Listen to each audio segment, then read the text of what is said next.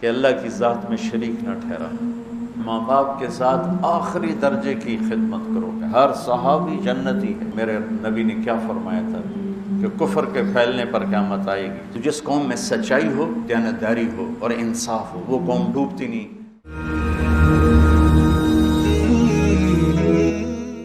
زندگی جو ہے نا احساسات کا نام ہے، اور احساسات پیسے سے، چیزوں سے اور عمارتوں سے، گاڑیوں سے نہ پروان چڑھتے ہیں نہ نیچے آتے۔ احساسات صرف رویوں سے پروان چڑھتے ہیں، رویوں سے ہی مر جاتے ہیں۔ اچھا والدین اولاد فرما برداری سے چل رہی ہو تو والدین عرشوں پہ ہوتے ہیں، اور ان کے سونے چاندی کے بیڈ روم، اور اولاد ان کو آنکھیں دکھائے گریبان پکڑے تو وہ تحت الثری میں پہنچے ہوتے۔ بیوی کو سونے میں تولا ہو اور اس سے باہر عورتوں سے تعلق ہو تو بیوی کہتی مر جاؤں تو اچھا ہے۔ کہ زندگی رویوں سے پروان چڑھتی ہے۔ یہاں زندگی بیان ہو رہی ہے۔ اعوذ باللہ من الشیطان الرجیم، بسم اللہ الرحمن الرحیم، قل تعالوا او اتل ما حرم ربکم علیکم، میں تمہیں بتاؤں کہ تمہارے رب نے تم پہ کیا حرام کیا ہے۔ اللہ تشرکوا بہ شیئا، کہ اللہ کی ذات میں شریک نہ ٹھہرانا، اللہ کی ذات میں شریک نہ ٹھہرانا۔ کل بھی میں نے عرض کیا تھا، ایک دم کسی پہ مشرک کے فتوے لگانا یہ اچھا نہیں لگتا۔ تو پہلا ہے لا الہ الا اللہ، لا کی تلوار سے پوری مخلوق کو اڑا دو اور صرف اللہ کے آگے سر چکا دو۔ تو بندگی کی ایک آیت ہے، اللہ تشرکوا بہ شیئا، صرف ایک آیت، جو لا کہا وہ لا ہوا، لو لا بھی اس میں لا ہوا، جز لا ہوا، کل لا ہوا، پھر کیا ہوا، اللہ ہوا۔ دوسرا کیا ہے؟ وبالوالدین احسانا، کہ ماں باپ کے ساتھ آخری درجے کی خدمت کرو، آخری درجے کی، آخری حد تک کی خدمت کرو ماں باپ کی، ان کی دعا لو۔ ان تلد الامۃ ربتہا، قیامت کی نشانی کیا ہے؟ کہ بیٹیاں ماؤں سے نوکرانی جیسا سلوک کرنے لگ جائیں۔ ایک صحابی سکرات میں تھے تو ان کی بیگم کا پیغام آیا کہ کلمہ نہیں پڑھا جا رہا۔ بہت پریشان کہ صحابی ہو کہ کلمہ نہیں پڑھا جا رہا۔ کلاً وعد اللہ الحسنی، کہ ہر صحابی جنتی ہے۔ تو آپ تشریف لائے اور کہا بیٹا کلمہ پڑھو، کہا جی پڑھا نہیں جاتا، بول رہے ہیں لیکن کلمہ نہیں پڑھا جاتا۔ آپ نے فوراً پوچھا والدین میں کون زندہ ہے؟ کہا جی ماں زندہ ہے۔ راضیہ ناراض ہے؟ کہ جی ناراض ہے۔ اب نے ان کو فوراً بلوایا، وہ تشریف لائیں تو آپ نے فرمایا تم اپنے بیٹے پہ ناراض ہو؟ علقمہ ان کا نام، علقمہ پہ ناراض ہو؟ کہ جی ناراض ہو۔ کیا ناراضگی ہے؟ غور سے سننا۔ یا رسول اللہ بہت نیک بچہ ہے، دین کی کوئی ناراضگی نہیں، راتوں کو اٹھتا ہے، نماز پڑھتا ہے، قرآن پڑھتا ہے، دن میں روزہ رکھتا ہے، لیکن جب مجھ سے بات کرتا ہے تو بدتمیز ہو کے کرتا ہے، بس اس سے میرا دل ٹوٹ گیا۔ زبان کی شدت، زبان کی شدت، زبان کی سختی۔ آج کل تو اولادیں ماں باپ کو مار رہی ہیں، پٹائیاں کر رہی ہیں، ہمارے دیہاتوں میں تو عام ہے۔ باپ کو بھی بات کرتے ہیں تو گالی دے کر بات کرتے ہیں، ماں سے بات کرتے ہیں گالی دے کر بات کرتے ہیں۔ اور میرے نبی نے کیا فرمایا تھا کہ کفر کے پھیلنے پر قیامت آئے گی، جب دنیا میں کوئی انسان مسلمان نہیں ہوگا قیامت آئے گی، لیکن میرے نبی نے فرمایا جب ماؤں کو ذلیل کیا جائے گا قیامت آ جائے گی۔ کہا یا رسول اللہ مجھے اس کے دین کا گلہ نہیں، مجھے اس کے اخلاق کا گلہ ہے، مجھ سے بات کرتا ہے تو بدتمیز ہو کے کرتا، تو میرا دل ٹوٹ گیا۔ تو آپ نے فرمایا معاف کرو گی؟ کہ میرا جی نہیں چاہتا۔ آپ نے فرمایا میں آگ لگا دوں سفارش کرو گی؟ کہا نہیں اتنا تو نہیں چاہتے۔ کہا تو نے معاف نہ کیا تو سیدھا اللہ کی آگ میں جائے گا۔ کہا اچھا یا رسول اللہ میں معاف کرتا ہوں۔ آپ نے کہا کہو لا الہ الا اللہ، تو نے لا الہ الا اللہ کہا اور جان نکل گئی۔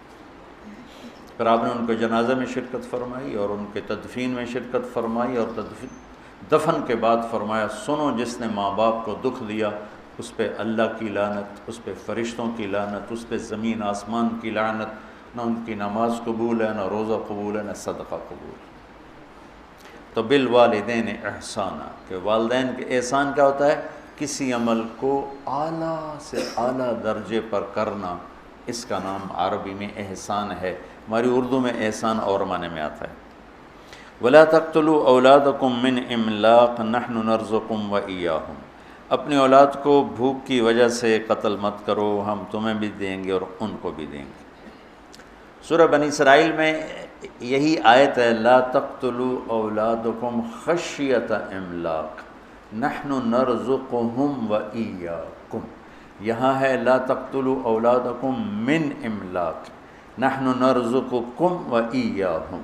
یہ قرآن کی خوبصورتی ہے، یہ قرآن کا حسن ہے، یہ قرآن کا جمال ہے، سبحان اللہ۔ سورہ یاسین میں جاء من اقصى المدینۃ رجل یسعی، اور سورہ قصص میں جاء رجل من اقصى المدینۃ یسعی۔ ایک ہی جملہ ہے، ایک جگہ رجل کو پہلے، ایک جگہ رجل کو بعد میں، سبحان اللہ۔ اذ ارسلنا الیہم اثنین فکذبوہما فعززناہم بثالث، وہ تین جو انبیاء آئے تھے ان کو لوگوں نے جھٹلایا، تو ایک آدمی ان کی مدد، حبیب نجار، ان کی مدد کے لیے دوڑتا ہوا آیا۔ یہ نہ کوئی یہاں موت کا مسئلہ ہے، نہ زندگی کا مسئلہ ہے، تائید اور تردید کا مسئلہ ہے۔ قوم رد کر چکی ہے، وہ چاہتا ہے کہ ان کی تائید ہو، تو یہاں رجل آخر میں ہے۔ موسیٰ علیہ السلام ایک آدمی کو قتل کر چکے ہیں، اور ایک آدمی، وہ خبر پہنچ چکی ہے، وہاں فیصلہ ہو چکا ہے اسے قتل کیا جائے، تو ایک آدمی وہاں سے دوڑ لگاتا ہوا آتا ہے، آ کے یہ بتانے کے لیے، موسیٰ ان الملأ یأتمرون بک، تیرے تو وہاں قتل کے مشورے ہو رہے ہیں، بھاگ جا۔ تو یہاں آنے والے کی جو اہمیت ہے وہ بہت زیادہ ہے، کوئی ایک زندگی موت کا بن رہا ہے مسئلہ، تو یہاں رجل کو پہلے ذکر کیا۔ وہاں تائید اور تردید کا مسئلہ ہے، وہاں رجل کو بعد میں ذکر کیا۔ یہ قرآن کی خوبصورتی ہے کہ لفظ کو آگے اور پیچھے کرنے سے اس میں حسن پیدا کر دیتا ہے، معانی بدل دیتا ہے، سبحان اللہ۔ تو یہاں ہے من املاق، تو آگے ہم تمہیں بھی دیں گے انہیں بھی دیں گے۔ یہاں صورتحال یہ ہے کہ والدین فقیر ہیں پہلے سے، وہ کہہ رہے ہیں کہ بچہ پیدا ہوگا تو وہ کھائے گا کہاں سے، تو اللہ تعالیٰ ان کو کہہ رہے ہیں تم اپنے فقر کا ڈر نہ کرو، تمہیں بھی دوں گا اور اس آنے والے کو بھی دوں گا۔ وہاں سورہ بنی اسرائیل میں والدین فقیر نہیں، کھاتے پیتے ہیں، لیکن ان کو ڈر ہے کہ بچہ آئے گا تو روٹی کا بوجھ بڑھے گا، پھر روٹی کہاں سے آئے گی، پھر پوری کہاں سے ہوگی، تو اللہ تعالیٰ نے وہاں کر دیا خشیۃ املاق، کہ تم کھا پی رہا ہے پر ڈر لگا ہوا ہے، تو اللہ نے وہاں بچوں کو پہلے کر دیا کہ آنے والے کو بھی دوں گا، تمہیں بھی دوں گا۔ یہ قرآن کی خوبصورتی ہے۔ تو اللہ تعالیٰ فرما رہا ہے کہ آج کل کی منصوبہ بندی، اس سے کل بھی میں نے بتایا تھا، پھر دوہرا رہا ہوں، کم بچے خوشحال کرانا ہے نہیں، نیک بچے خوشحال کرانا، چھوٹا خاندان زندگی آسان نہیں، نیک خاندان زندگی آسان۔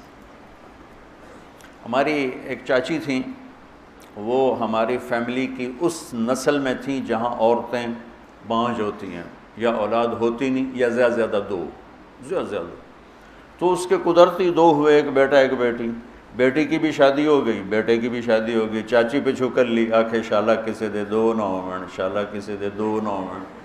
کیا وہ دیواروں سے بات کرے یا نوکرانیوں سے بات کرے، کس سے بات کرے؟ کوئی بات کرنے میں 8-7 منٹ، کوئی اگو، کوئی پچھوں، کوئی کھبے، کوئی سچ، کوئی روندا پہ ہے، کوئی ہنسدا پہ ہے، کوئی لڑدا پہ ہے، تو ماں باپ بھی مشغول ہوتے ہیں، اور دو بچے دو ہی اچھے، ارے بھائی بچے نیک اچھے 2 ہوں 10 ہوں، نیک ہیں تو شکر ہے اللہ کا، اور بدکار ہوں، ایک ہی ہو بدکار ہو تو کیا کرو گے، ساری زندگی روتے رہو، پیٹتے رہو۔ تو آج کے ماحول میں یہ اس کی یہ صورت بنی ہوئی ہے۔ رزق کا تعلق آبادی سے نہیں ہے، جو گھٹ بڑھ رہا ہے آبادی کی وجہ سے نہیں، سود، جھوٹ، ذخیرہ اندوزی، سٹے بازی، ہیرا پھیری، 2 نمبری، اس سے لوگوں میں فقر ہے۔ آبادی کی وجہ سے فقر نہیں ہے، یہ ظالم انسانوں کی وجہ سے طاری کردہ فقر ہے، اگر دیانتدار ہوں، بازاروں میں دیانت ہو، سچائی ہو، سٹا نہ ہو، جوا نہ ہو، سٹاک نہ ہو، تو سب کے چولہے جلیں گے۔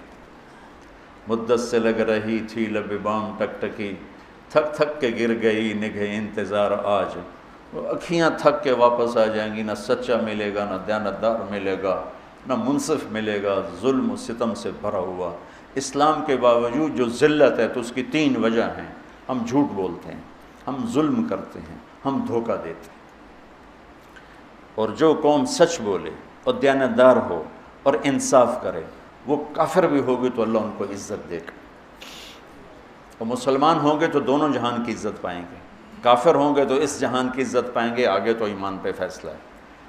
اور جس قوم میں جھوٹ ہو اور دھوکہ ہو اور ظلم ہو، اللہ انہیں ذلیل کرے گا، چاہے ساری قوم رات کو تہجد پڑھے، دن میں روزہ رکھے۔ یہ اللہ کا ایک عالمی قانون ہے۔ وَلَا تَقْتُلُوا النَّفْسَ الَّتِي حَرَّمَ اللَّهُ إِلَّا بِالْحَقِّ، اور کسی کو قتل مت کرو، کسی کو قتل مت کرو، کہ قتل کرنے والے پر فَجَزَاؤُهُ جَهَنَّمْ خَالِدًا فِيهَا 2، غضب اللہ علیہ 3، وَلَعَنَهُ اللَّهُ 4، وَأَعَدَّ لَهُ عَذَابًا عَظِيمًا 5 عذاب اللہ نے قاتل کے لیے سنائے ہیں، غضب اور لعنت اور جہنم اور ہمیشہ کی جہنم اور عذاب عظیم۔ اور جب انصاف کمزور ہوتا ہے تو پھر ظلم و ستم شروع ہو جاتا ہے۔ ہماری عدالتیں انصاف ہی نہیں دیتی، ہمارے جج بکے ہوئے، ہمارے وکیل بکے ہوئے، اور ان سے پہلے ہمارے عوام ظلم و ستم کی انتہا کیے ہوئے ہیں کہ بے گناہوں کے نام بھی پرچے میں لکھوا دیتے ہیں، اور وہ بھی قتل کے۔ مولوی عباد اللہ صاحب جیلوں میں جاتے ہیں، میں بھی ان کے ساتھ گیا ہوں لیکن زیادہ نہیں، کتنے بے گناہ لوگ وہاں سزائیں بھگت رہے۔ یہ تو کل ہو گئی تھی، میں نے اس کو دوبارہ دہرا دیا چونکہ یہ زندگی سے متعلق ہے اور بہت اہم مضمون تھا، اس لیے میں نے اس کو دوبارہ دہرایا۔ پھر اللہ کہتا ہے ذالکم وصاکم بہ لعلکم تعقلون، یہ تمہارا رب تمہیں وصیت کر رہا تھا کہ تم عقل والے بنو۔ میں نے کہا تھا ارض واسعہ، سرسبز زمین، گل و گلزار سے بھری ہوئی زمین کو ارض واسعہ کہتے ہیں۔ وہ کلام جو دل کی زمین کو گل و گلزار بنا دے اسے وصیت کہتے ہیں۔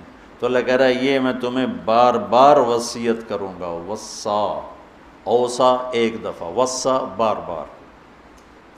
یہ وہ مضمون ہے جو بار بار بیان ہونا چاہیے، اور میری یہ فریاد ہے کہ ہمارے خطیبوں نے ان مضامین کو بیان کرنا چھوڑ کر انتہائی غیر ضروری چیزوں کو ممبر پر آ کے بٹھا دیا۔ پھر اس کے بعد اللہ تعالیٰ دوسری وصیت فرماتا ہے وَلَا تَقْرَبُوا مَالَ الْيَتِيمِ إِلَّا بِالَّتِي هِيَ أَحْسَنُ حَتَّى يَبْلُغَ أَشُدَّهُ، یتیم کے مال کے قریب نہ جانا سوائے خوبصورت طریقے کے، یہاں تک کہ وہ بالغ ہو جائے۔ یہاں یتیم کے مال کے قریب یہ اس معاشرت کا حکم ہے۔ اس زمانے میں جہاد ہو رہا تھا، شہادتیں ہوتی تھیں، جوان بچیاں بیوہ ہو جاتی تھیں، چھوٹے بچے یتیم ہو جاتے تھے، اور معاشرت اسلامی تھی، ان کی فوری شادی ہو جاتی تھی۔ تو شہید ہونے والا یا ویسی جوانی میں مر جانے والا، اس کی کوئی جائیداد ہوتی تھی، یہ شادی کرنے والا ان یتیم بچوں کا بھی کفیل بنتا تھا، اور اس کے باپ کی طرف سے جن کو جائیداد ملتی اس کا بھی کفیل بنتا تھا۔ تو عربوں میں یہ پہلے سے دستور تھا، تو وہ جو شادی کرتا تھا وہ بعض اوقات اس مال پہ قابض ہو جاتا تھا، جب اسلام نہیں تھا اس مال پہ قابض ہو جاتا تھا۔ تو اللہ تعالیٰ نے اسلام آیا تو اللہ نے خوبصورت کر کے اسے زندگی کا راستہ بتایا کہ اگر تجھے ضرورت ہے، یتیموں کی کفالت کے لیے پیسہ چاہیے، تجھے اپنی ضرورت کے لیے پیسہ چاہیے، تو ضرورت کے بقدر استعمال کر، باقی یتیم کا مال ہے، یتیم کے مال کو تو ہدیہ بھی نہیں دیا جا سکتا۔ جب میرے نبی مدینہ پہنچے تو آپ کو جگہ پسند آئی مسجد کے لیے، تو پتہ چلا وہ 2 یتیم بچوں کی تھی، اور اسعد بن زرارہ رضی اللہ تعالیٰ عنہ ان کے کفیل تھے۔ تو آپ نے ان کو بلا کر فرمایا کہ یہ زمین ہمیں چاہیے مسجد کے لیے۔ ان کا یا رسول اللہ ہم گفٹ کرتے ہیں مسجد کے لیے۔ کہا نہیں، یہ یتیم کا مال ہے، یہ گفٹ نہیں ہو سکتا۔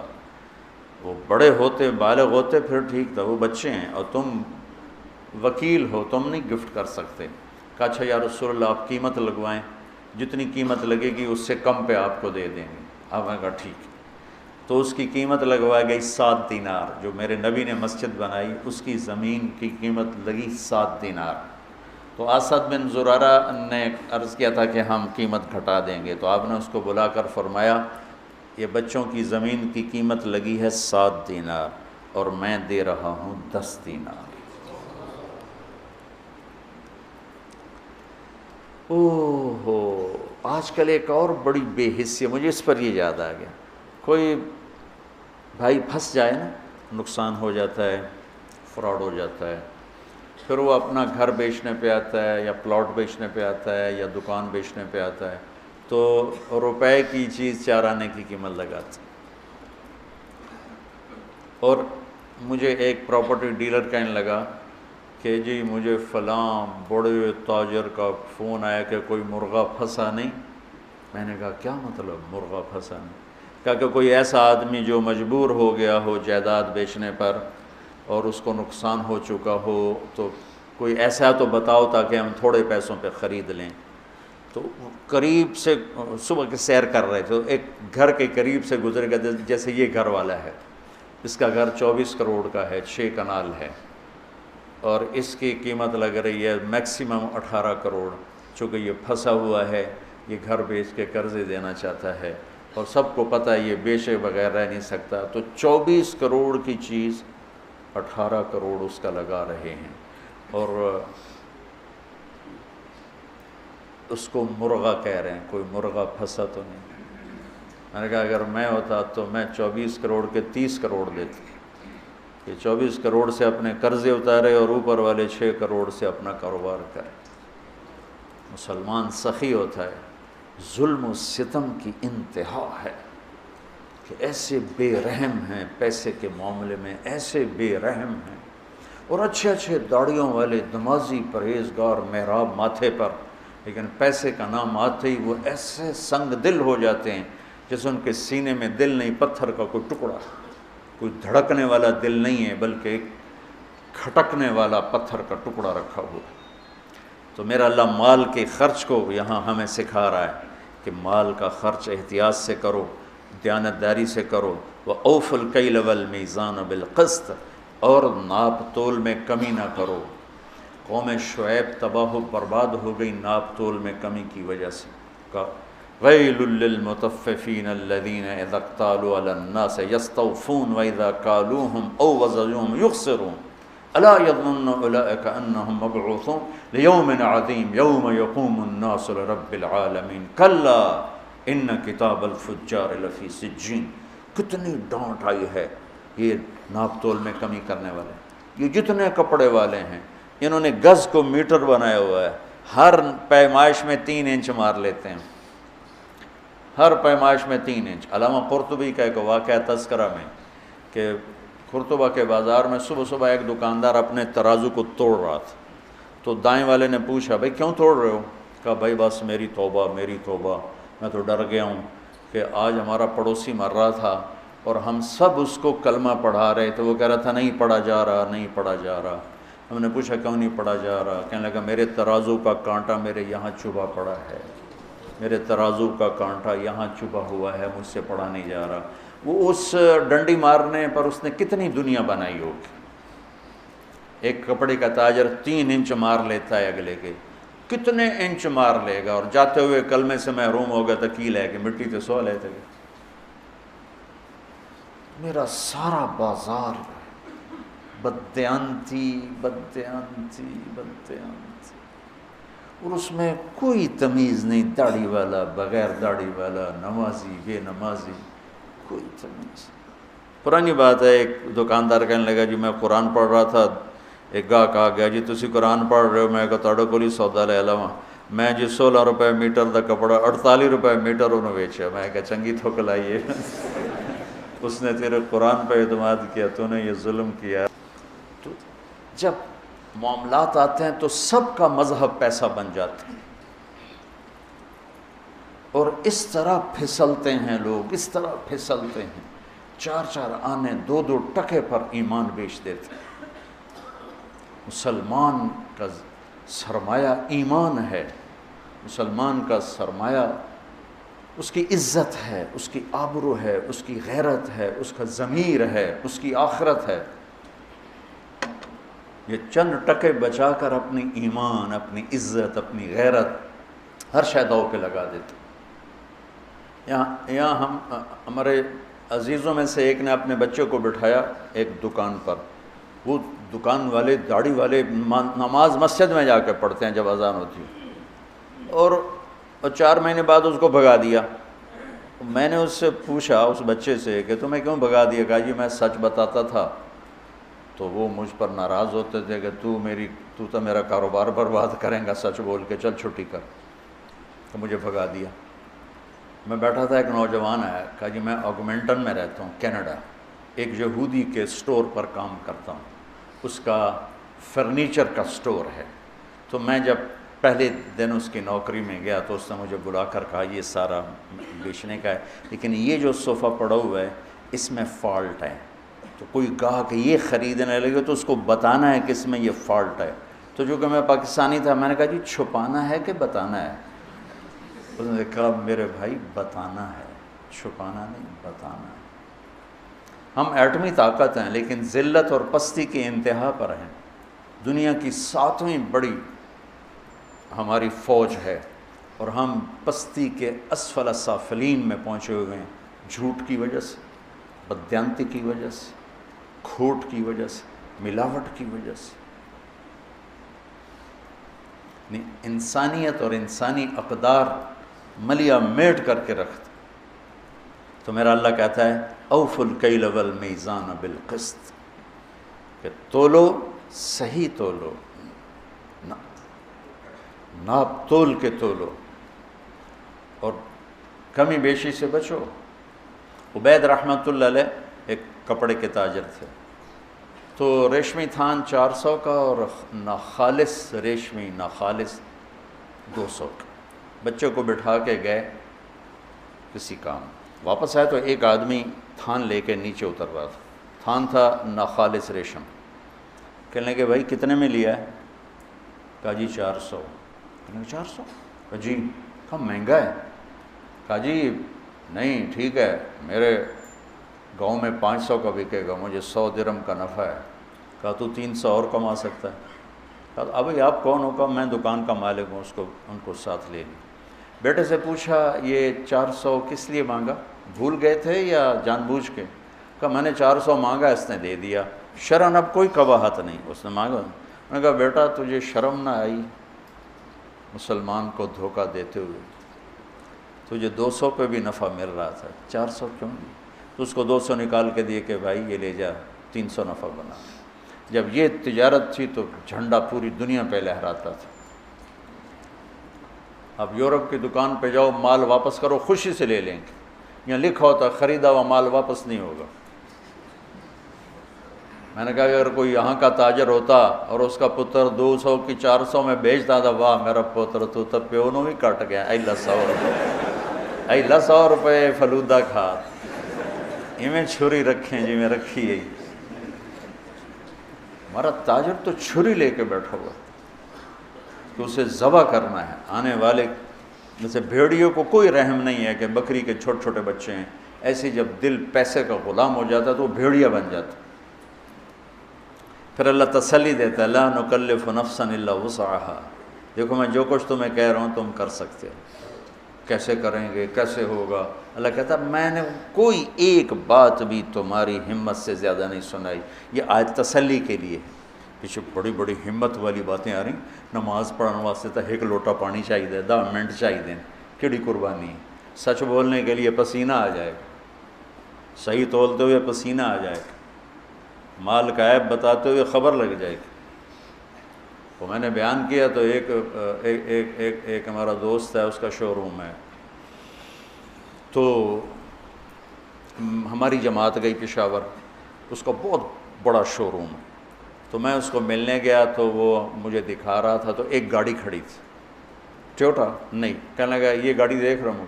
کہا یہ 1 سال ہوا ہے نہیں بک رہی تمہاری وجہ سے۔ میں کہا میں تو آج تیرے شو روم سے آیا، میری وجہ تو کیوں؟ کہا تم نے ترغیب دی تھی سچ بولو، تو میں یہ گاڑی لگ گئی تھی جب اس کو ٹرک سے اتار رہے تھے، تو اس کو ٹھیک کر کے ہم نے لگا دیا ہے، جو آتا ہم کہتے ہیں لگی ہوئی ہے وہ چھوڑ کے چلا جاتا ہے۔ میں نے کہا مجھے دے دو، میں خرید لیتا ہوں۔ اس وقت ٹویوٹا 5 لاکھ کی تھی۔ کہنے تمہیں جرمانہ کیوں ڈالوں، انشاءاللہ بک جائے گی، لیکن میں نے سوچا سچ ہی بولنا ہے، جھوٹ نہیں بولنا۔ 1 سال وہ گاڑی کھڑی رہی۔ ابھی ہماری جماعت وہیں تھی کہ اس کا فون آیا کہ میری گاڑی بک گئی۔ میں نے فالٹ بتایا تو بھی بک گئی۔ تھوڑا سا اللہ دیکھتا ہے، پھر دروازے کھول دیتا ہے۔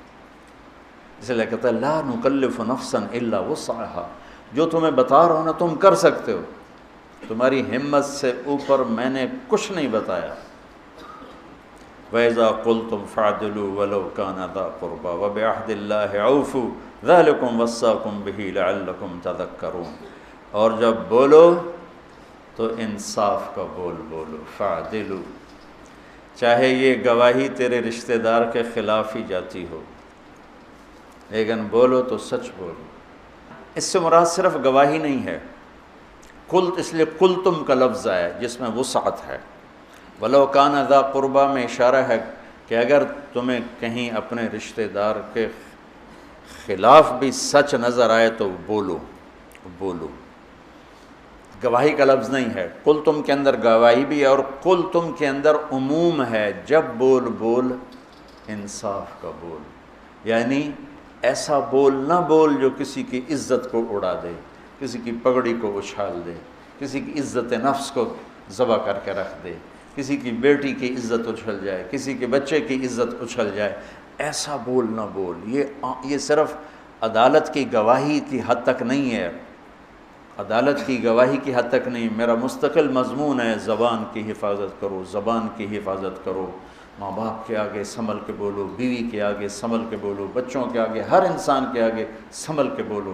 جہاں خون کے رشتے ہیں وہاں بہت زیادہ سہ جاؤ۔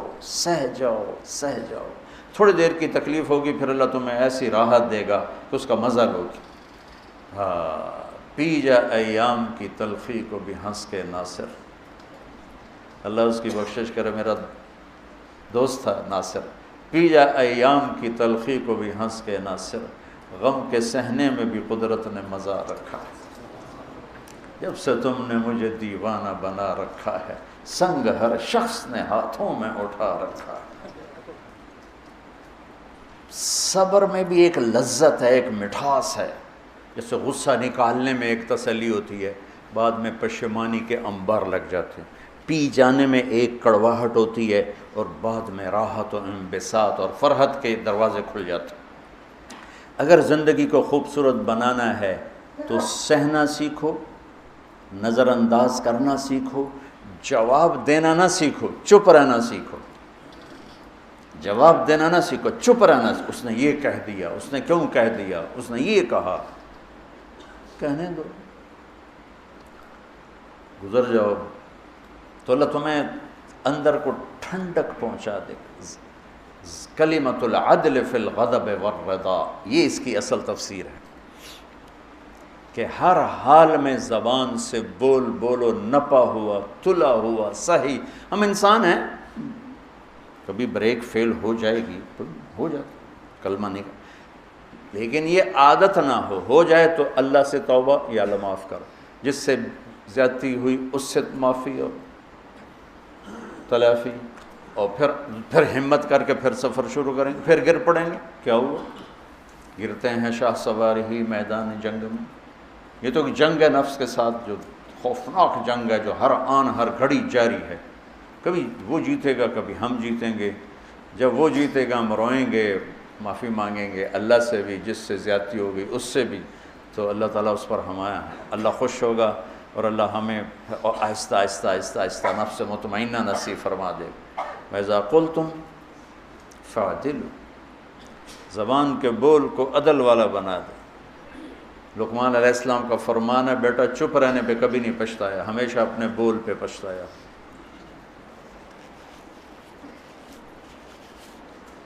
ابو دجانہ رضی اللہ تعالیٰ عنہ فرماتے ہیں، جو بدری صحابی، احد کے صحابی، حدیبیہ کے صحابی، سارے سفروں میں اللہ کے نبی کے ساتھ رہے. ایسے چند لوگ ہیں 1.25 لاکھ صحابہ میں چند لوگ ہیں جو ہر سفر میں ساتھ رہے، اور یہ یمامہ کی جنگ میں شہید ہوئے. اور یہ فرماتے ہیں کہ لوگوں، میرے پاس بخشش کا سب سے بڑا عمل یہ ہے کہ میں نے آج تک اپنی زبان سے کسی کو دکھ نہیں پہنچایا، اور میرے دل میں کسی کی نفرت نہیں ہے. سبحان اللہ. سوچو تو صحیح، ایک آدمی جنگ بدر میں شریک ہوتا ہے اور اللہ تعالیٰ ان کو کہتا ہے جاؤ جو مرضی کرو میں نے معاف کر دیا. تو وہ کہتے ہیں میں جنگ بدر میں شریک ہوں، میری بخشش کا سب سے بڑا عمل. وہ حدیبیہ میں شریک ہوا، لقد رضی اللہ عن المؤمنین. وہ کہتے ہیں میرا حدیبیہ کا عمل میری بخشش کا ہے کہ اللہ نے کہا میں راضی ہو گیا. وہ اور احد کی جنگ میں آپ نے تلوار اٹھائی ہے، کون لے گا تلوار؟ تو کئی لوگ کھڑے ہو گئے. آپ نے کہا اس کا حق کون ادا کرے گا؟ پھر سارے بیٹھ گئے. 3 آدمی کھڑے رہے، عمر، زبیر، ابو دجانہ رضی اللہ تعالیٰ عنہ. تو آپ نے وہ تلوار ابو دجانہ کو دی. تو زبیر رضی اللہ تعالیٰ عنہ کو خیال آیا کہ میں اس سے بڑا شاہ سوار ہوں، اور تھے بھی، اس میں کوئی شک نہیں. 1000 پہ بھاری تھی. مجھے تلوار نہیں دی، اس کو کیوں دی ہے؟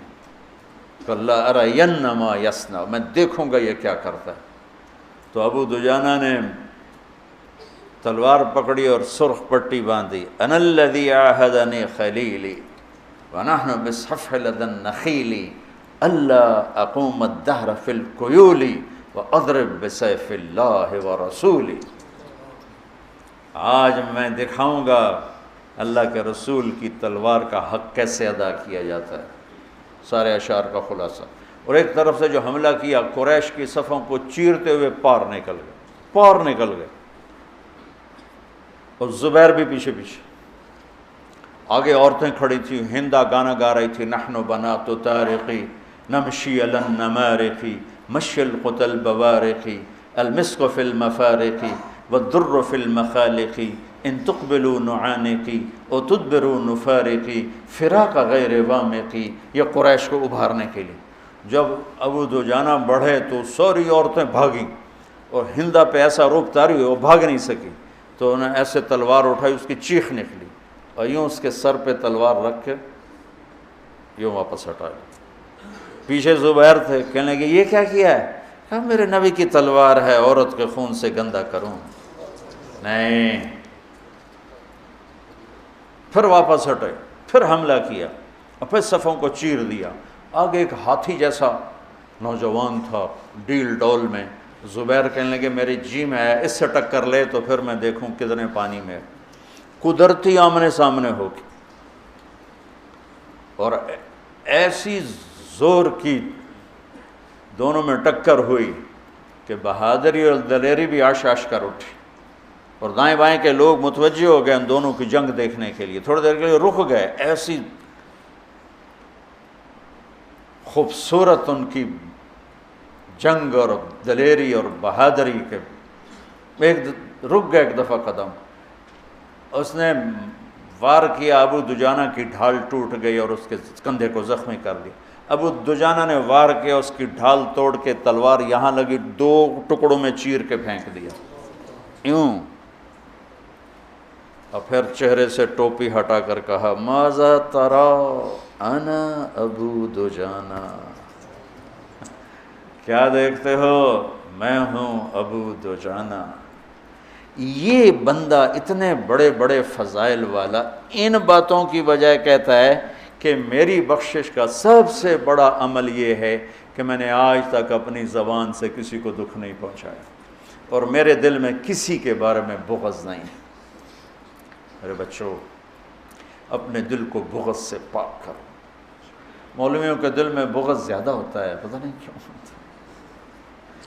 اس لیے کہ وہ قانون ہی پڑھتے رہتے ہیں، محبت کا سبق نہیں پڑھتے، فقہ ہی پڑھتے رہتے ہیں، وہ پھر غصے میں ہی ہو جاتے.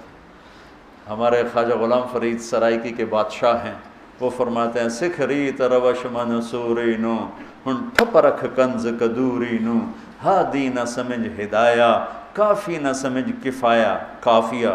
بڑی مشہور کتاب ہے، تو وزن شعر کی وجہ سے اس کو بدلا ہے۔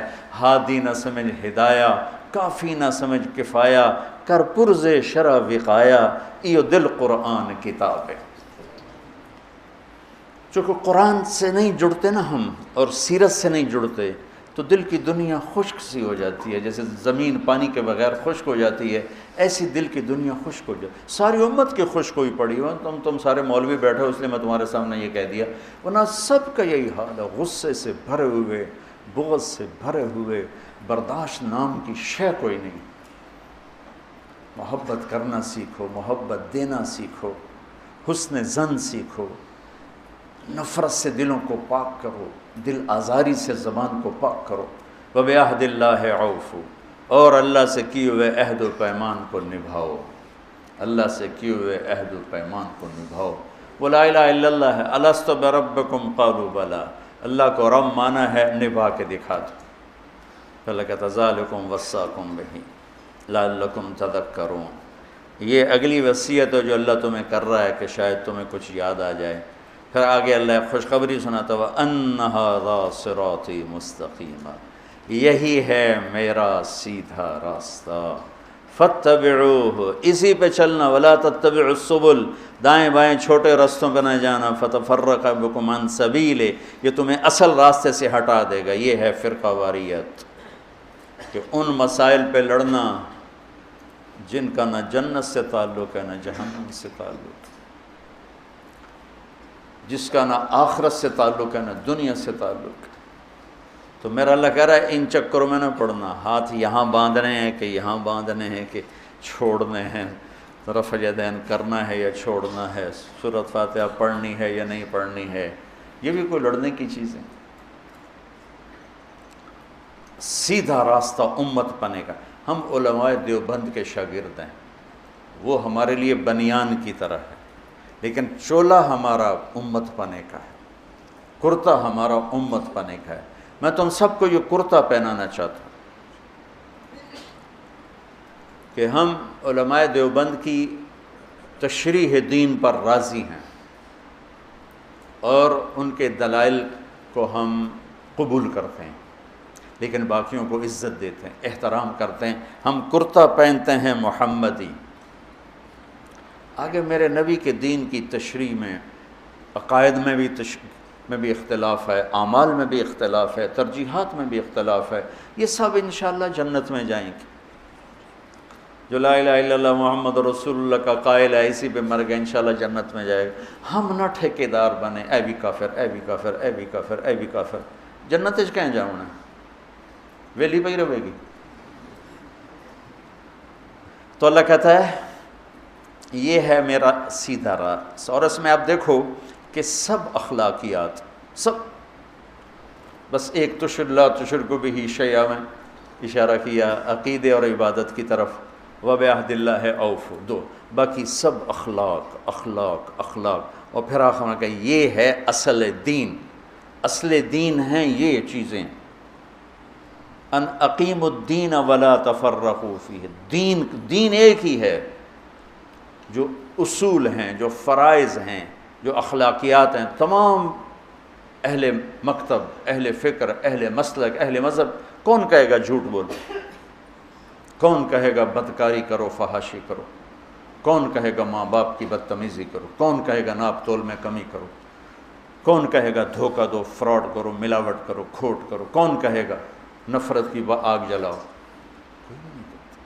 یہ ہیں وہ صراط مستقیم والی صفات جس پر چل کر ہم سیدھے آنکھیں بند کر کے چلیں، دوڑتے چلے جائیں۔